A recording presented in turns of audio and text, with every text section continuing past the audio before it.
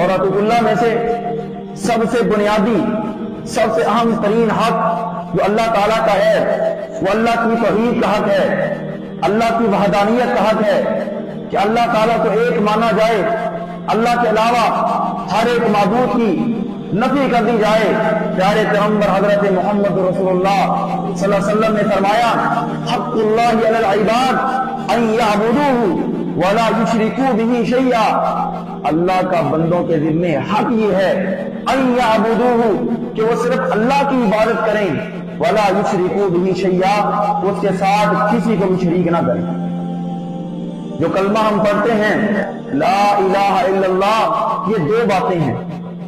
پہلے سب سے نفی ہے، لا الہ کوئی معبود نہیں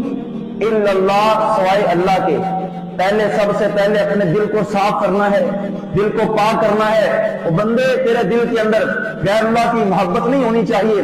صرف اللہ کی عبادت کا جذبہ ہونا چاہیے۔ اپنے دل کو پہلے صاف کرنا ہے کہ کوئی معبود نہیں، کوئی سجدے کا لائق نہیں، کوئی رکوع کا لائق نہیں، کوئی قیام کا لائق نہیں، کوئی بھی عبادت کا مستحق نہیں۔ سب سے پہلے بندہ ایک چیز کی نفی کرتا ہے، پھر کہتا ہے الا اللہ سوائے اللہ کے، اللہ کی عبادت ہوگی، اللہ کو سجدہ ہوگا، اللہ کو رکوع ہوگا، اللہ کے نام کی نظر و نیاز ہوگی، اللہ کے نام کی عبادت ہوگی،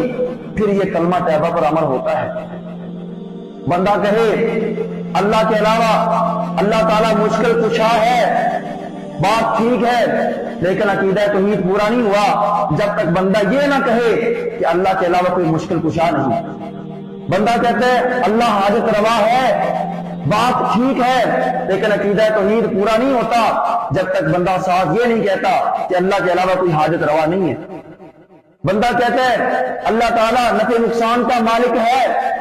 بات ٹھیک ہے، لیکن اس وقت تک عقیدہ توحید پورا نہیں ہوگا جب تک بندہ اس بات کا اقرار نہیں کرتا کہ اللہ کے علاوہ کوئی بندہ نفع نقصان کا مالک نہیں ہے۔ اللہ اولادیں دینے والا ہے، عقیدہ توحید ہے، ٹھیک ہے، لیکن یہ آدھا عقیدہ ہے، ساتھ ساتھ اس بات کا بھی اقرار کرنا پڑے گا کہ اللہ کے علاوہ کوئی بیٹے دینے والا نہیں، کوئی بیٹیاں دینے والا نہیں، اولادیں دینے والا صرف اللہ کی ذات ہے، صرف ایک اللہ ہے۔